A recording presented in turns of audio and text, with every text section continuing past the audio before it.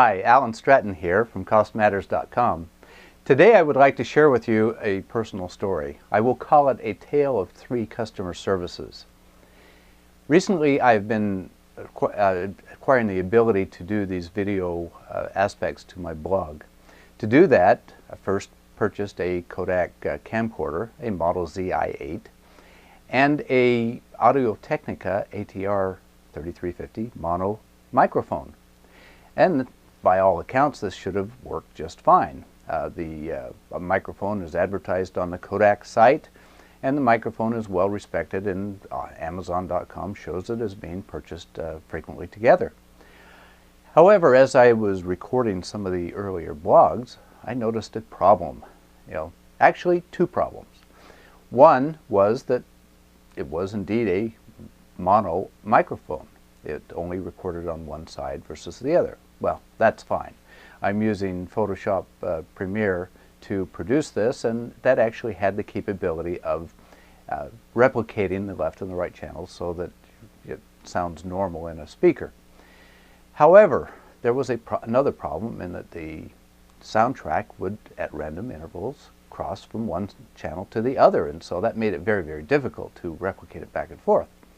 So I did a little research online and found that Radio Shack had an adapter that would take mono microphone and adapt it to stereo. It's model number 2740374, just for example. However, when I plugged that in to the camera and microphone setup, take out the recording, do 2 or 3 blog recordings, what do I get? The sound level would drop way down to almost minimal. You could barely hear it, even with amplification. So obviously I had a problem. I actually then emailed, went to the Kodak and said, well, how do I get customer support? Registered my comment, told my story, what I tried with and without the adapter and such, and the problem that I experienced. So on the Kodak, I got an automatic email saying, oh, we'll get back to you within 24 hours. Well, now from a cost perspective, that sounds like it's fairly cost effective. Some automation there, efficient response, okay. However, then ultimately I did get their email response. It actually was within 24 hours. However, it was totally non-responsive to the problem that I had. Essentially, they disclaimed any responsibility and said, hey, you're crazy for plugging a mono microphone into a stereo receiver. Essentially, your problem, forget it. Now, despite the fact that they actually show this exact microphone as being an accessory, a recommended accessory for the camera. Okay. Now, let's take Audio-Technica. They also had an automatic email saying, we'll get back to you within 48 hours. Well, okay. Well, let's move on. So then their ultimate email was actually quite responsive.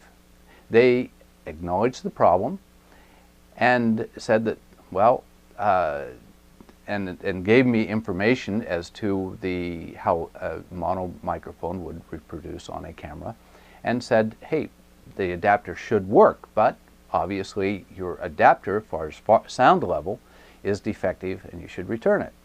As far as switching over, they said, don't know about that one. That's a brand new one on us. So, but at least they gave some resources to pursue the problem and to eventually fix it.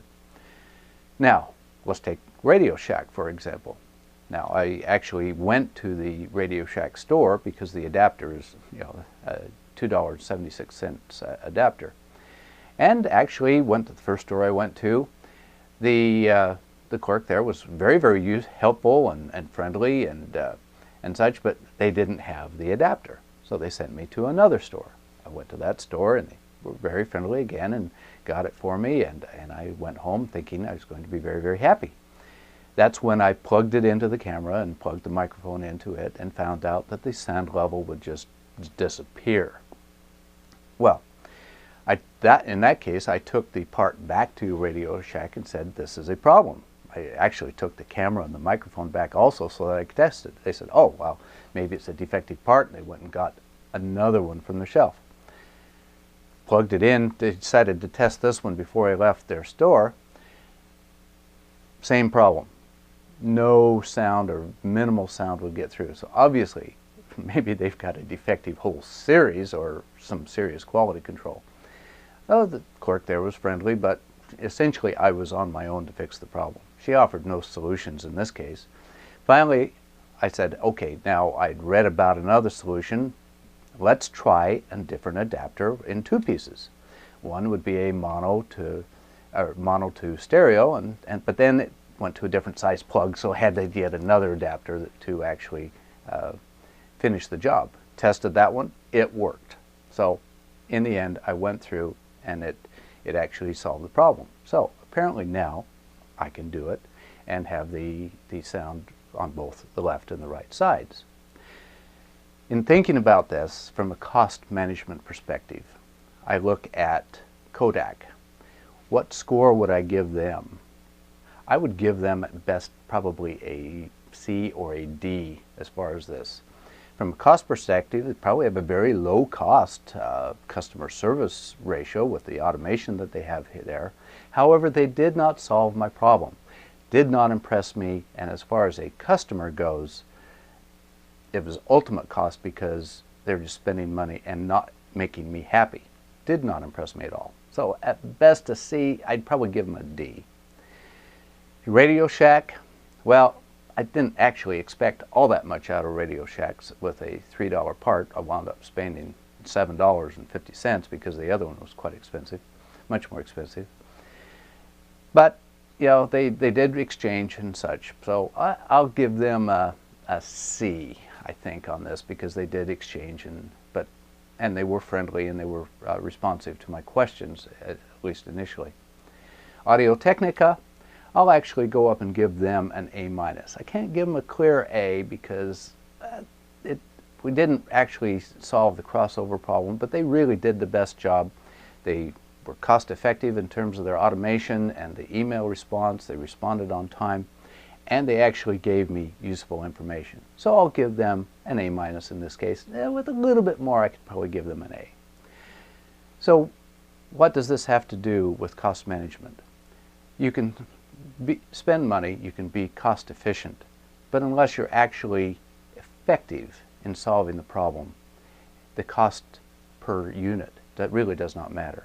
Kodak probably has an excellent low cost in terms of cost per customer issue. The problem is they didn't solve the problem. Audio-Technica also has probably a very low cost per customer issue, but in that case they solve the problem and they have a happy customer. It's effective. So consider this as you look at both cost and the customer experience. We need to serve our customers. We need to have happy and appreciative and loyal customers. Audio-Technica has me as a loyal customer. Kodak, not so sure about that one. So consider this in your management decisions.